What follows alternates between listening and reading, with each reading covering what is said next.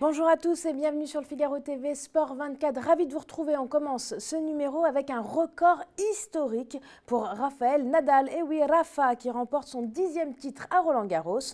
Une performance émouvante devant le public parisien. Mais ce n'était pas la seule. Le drapeau tricolore a été représenté par deux grands champions en tennis fauteuil. Après avoir remporté le titre l'été dernier aux Jeux Olympiques de Rio, la paire française Stéphane Houdet-Nicolas Pfeiffer est sacrée à Roland-Garros.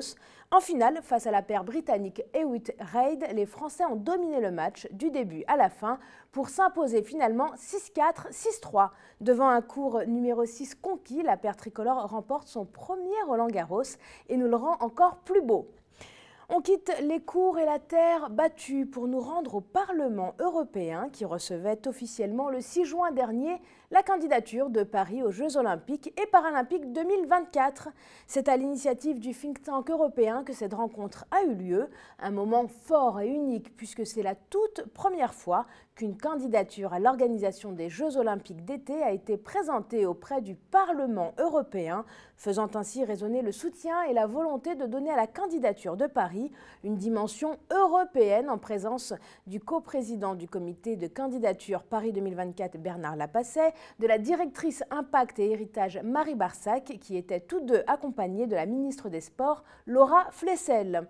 La journée du 6 juin a également été l'occasion pour Sport et Citoyenneté de tourner un nouveau numéro de Sport Corner consacré à cet événement, avec les personnalités présentes et Marc Tarabella, l'eurodéputé belge et coprésident de l'intergroupe Sport du Parlement européen. Et toujours autour des JO 2024, pour cette dernière ligne droite, on revient sur la journée du mercredi 14 juin avec l'UNSS et le département de Seine-Saint-Denis mobilisés avec près de 2500 jeunes au parc départemental de Marville-la-Courneuve.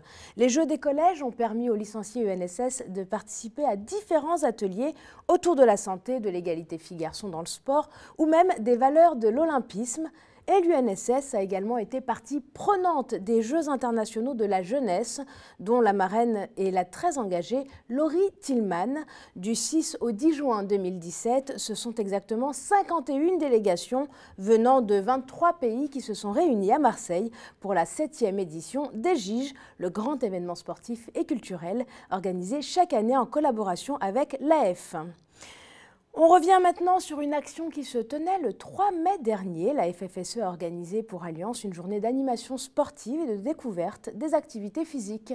En direct sur leur lieu de travail à la Tour Alliance One de la Défense, les salariés du groupe ont pu découvrir 7 activités différentes, notamment de la gym douce, de la pétanque, de l'escrime ou encore de la marche nordique. Ludique, conviviale et adaptée à tous, ces activités ont été conçues dans le cadre du lancement d'un challenge interne international. Avec cette première journée d'animation, Alliance et la FFSE ont voulu promouvoir la pratique de l'activité physique et sportive et encourager les salariés du groupe à participer au challenge. Sport, santé, cohésion interne, animation des équipes, Alliance souhaite à travers le sport mobiliser ses collaborateurs et lutter contre la sédentarité. À noter que la Fédération française du sport d'entreprise et ses équipes proposent aujourd'hui à l'ensemble des entreprises, quelle que soit leur taille, leur secteur, localisation, d'imaginer, de monter et d'organiser des opérations clés en main pour informer, éduquer et promouvoir auprès des salariés et des dirigeants la pratique d'activités physiques. On a parlé sport, jeunesse, santé et Jeux olympiques. C'est le moment de nous intéresser à toutes ces thématiques à travers un axe fort, l'éthique dans le sport. Tout de suite, vous le savez, c'est le focus de la semaine.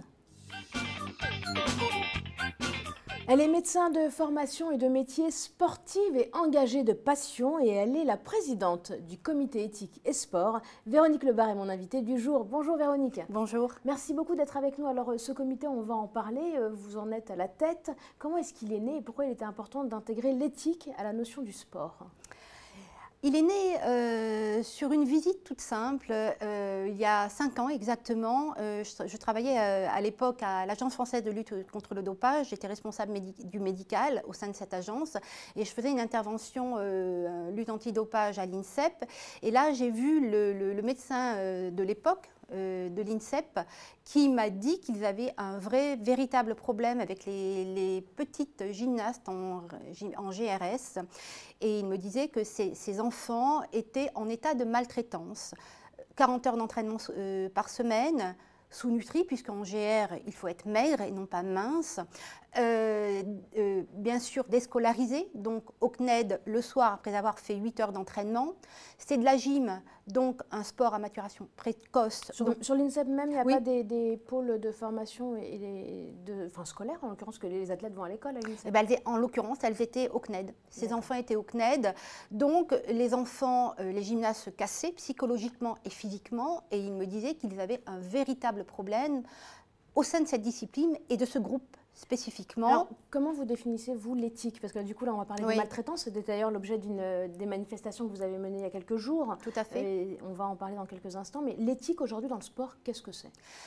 Alors, l'éthique, c'est l'humain. L'éthique, c'est différent de la morale, de la norme imposée. L'éthique, c'est se rapprocher de l'humain pour protéger son intégrité, sa santé et sa dignité. Voilà.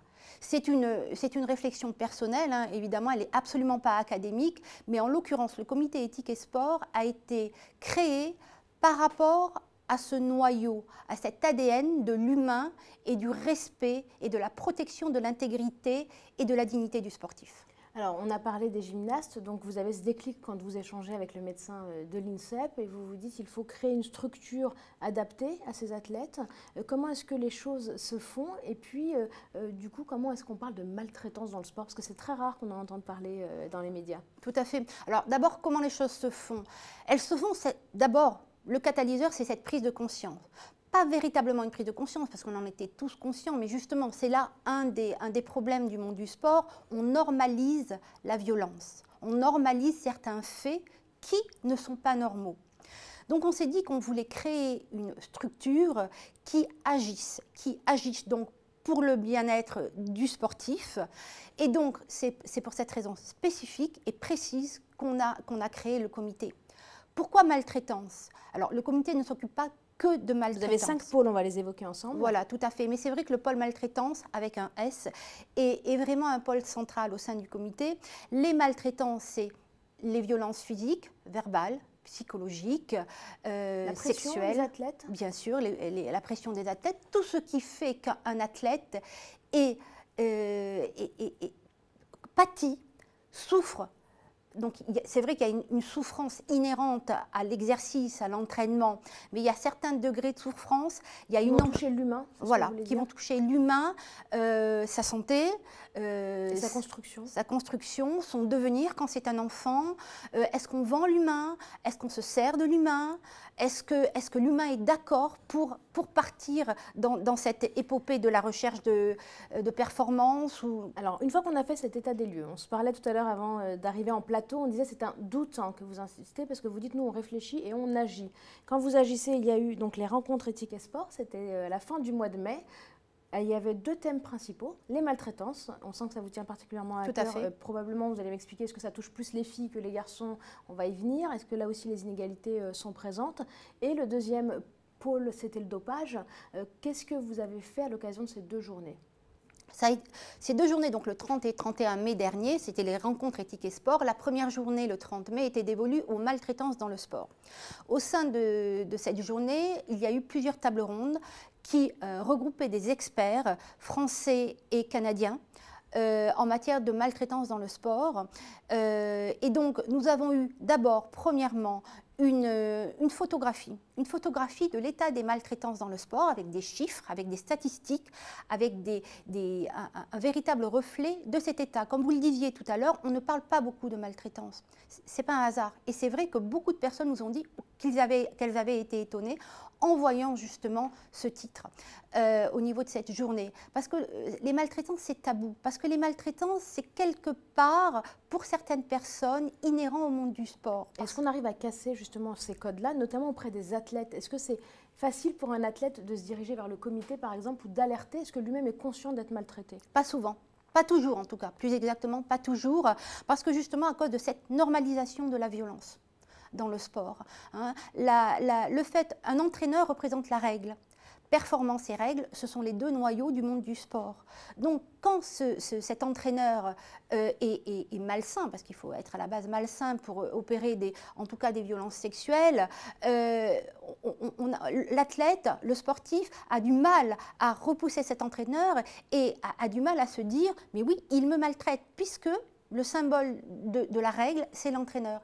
Et de par ce fait, la norme est intégrée. Parfois, la violence l'est aussi. Alors, on va devoir aussi parler des autres pôles, et notamment de celui qui concerne le dopage, puisque vous avez même travaillé sur cet axe plusieurs années, mais juste sur cette idée des maltraitances, notamment sexuelles ou des violences sexuelles. Là, on est dans le crime presque. Donc là, c'est comment pénal, vous tout à fait. agissez concrètement? Est-ce qu'il y a un accompagnement, j'allais dire juridique, policier? Comment ça se passe finalement entre le moment où on constate les faits, le moment où ils sont avérés et le moment où on peut agir? Nous avons créé une cellule de lutte contre la maltraitance dans le sport avec un numéro d'appel. On va le donner tout à l'heure à la fin de l'édition. Donc ce numéro d'appel peut être utilisé par les victimes ou par les témoins de certaines maltraitances. Ils nous appellent. Là, un psychologue du sport ou un médecin prend l'appel. Il reçoit la victime et il prend en charge l'appel. Il reçoit la victime. Et toute la cellule de lutte contre la maltraitance reçoit la victime. Cette cellule est composée donc d'un psychologue, d'un médecin, d'un gendarme, d'un avocat évidemment. On est sur une action officielle ou on est quand même sur quelque chose d'assez confidentiel? Non, c'est officiel. Non, c'est tout à fait. Donc il y a vraiment un accompagnement, j'allais dire, jusqu'au procès éventuel. Voilà, oui. Même après le dépôt de plainte, on accompagne la victime jusqu'au moment où elle veut nous lâcher la main. Alors, l'autre axe, je le disais, c'est le dopage. Ça fait aussi partie des déviances du sport et de ce qu'on peut associer à votre comité. On regarde un petit peu, il y a quelques chiffres qui sont affichés sur la répartition des analyses qu'on dit médicalement anormales par discipline. Où est-ce qu'on en est en France sur cette question-là et de quels outils vous disposez? Là aussi, on vient de parler d'une cellule très développée sur les violences et la maltraitance. Où on en est sur le dopage? Alors en France, où est-ce qu'on en est sur le dopage? Bon, en France, il y a certaines choses qui existent, certaines institutions, la FLD, l'Agence française de lutte contre le dopage, le ministère aussi travaille sur la lutte antidopage, l'OCLAES, les gendarmes, etc. Il y a plusieurs institutions qui travaillent sur la lutte antidopage. Elles ont le mérite d'exister. Le 31 mai, justement, on s'est posé la question de cette photographie encore, de la lutte antidopage en France. Qu'est-ce qui est bien ? Qu'est-ce qui est moins bien? Qu'est-ce qui serait bon d'améliorer? Et les 5 tables rondes donc, qui ont travaillé sur ce sujet le 31 mai se sont regroupées autour du fait qu'il fallait vraiment appuyer sur la formation, l'information fiable. Et la sensibilisation. Et la sensibilisation, voilà, tout ce qui a trait à la formation, l'information et les outils fiables mis à la disposition du monde sportif. Alors Véronique, comme il nous reste très peu de temps, très rapidement, sur la loi éthique et notamment autour du sport professionnel qui a été votée à l'unanimité d'ailleurs, qui a été écrite au Sénat et qui a été votée par le pouvoir exécutif, est-ce que vous avez pu être partie prenante de cette loi? Non, pas du tout. Comment vous la percevez, notamment sur le pôle éthique, féminisation et transparence? Écoutez, cette loi est positive. C'est déjà un grand pas, puisqu'elle a le mérite d'exister. Par contre, les lois, les chartes que l'on signe et que l'on oublie, on l'en voit tous les jours. Et il faudrait absolument que ce soit un point de départ pour travailler et que ça ne soit pas une fin en soi. Vous seriez partie prenante, vous agiriez si vous étiez sollicité dans les actions qui seront menées? Pourquoi pas? Il y a différents pôles qui vont être présentés. Bien sûr. Il y a une conférence annuelle notamment. C'est quelque chose que vous souhaiteriez poursuivre? Oui, tout à fait. Ah oui, ça fait tout à fait partie de nos objectifs. Alors, quel lien vous avez justement avec les décideurs et les politiques, justement, qui doivent légiférer par rapport au constat que vous pouvez mener? Donc, on a une attitude, comment dire, peut-être de recul, je ne sais pas quel est le mot adéquat, mais nous sommes une association, loi 1901, tout à fait basique, mais essentiellement indépendante. Donc, nous ne cherchons pas à travailler spécifiquement avec telle institution, mais quand le travail, nos objectifs, nos conclusions nous amènent à travailler avec une institution ou une fédération ou quelle que soit l'entité, nous voulons le décider nous-mêmes et ne pas être absolument dépendant d'un quelconque logo, d'une quelconque somme d'argent qu'on peut nous donner. Vous avez été vous-même médecin du sport et vous avez été au ministère des Sports avec 3 ministres, on en parlait tout à l'heure, Najat Vallaud-Belkacem, juste avant Valérie Fourniron, Patrick Kanner et le secrétaire d'État qui était à l'époque Thierry Braillard. Est-ce que c'est une expérience qui vous a aussi donné l'envie de rester indépendante? Tout à fait. Est-ce que vous avez l'impression quand même qu'il y a une priorité autour de l'axe sportif, éthique et sociétal? Au sein du ministère? Pas vraiment. Vous qui avez été là-dedans? Écoutez, le ministère, c'est une grosse machine. Et je ne suis pas sûre que quand on est dans une grosse machine et quand il y a un versant politique important dans cette grosse machine, on ait les mains libres pour agir. Alors, quelle est la suite pour le comité et quelles vont être les actions majeures à venir à la rentrée? Alors, les actions majeures, c'est travail d'abord plus spécifiquement sur les conclusions de la journée dopage du 31 mai dernier, puisque nous avons certaines conclusions. Donc, le groupe dopage va travailler sur ces conclusions et va faire des propositions. On va citer les 5 pôles, si vous le voulez bien. Tout à fait. On a les maltraitances, on a le dopage, on a les mixités, avec un S. Avec un S, toutes les discriminations, et le sponsoring responsable. Et le groupe enfant. Alors, votre engagement, lutter contre les déviances à l'éthique, il y a un numéro de téléphone, je le disais, le 01 45 33 85 et 62. Voilà, ça c'est pour les athlètes ou les témoins de maltraitance sur les athlètes. Cette ligne est prise en charge par des experts et là vous pouvez donc les accompagner. Merci beaucoup d'avoir été avec nous, Véronique. Merci à vous. Vous êtes la présidente du comité éthique et sport. Merci.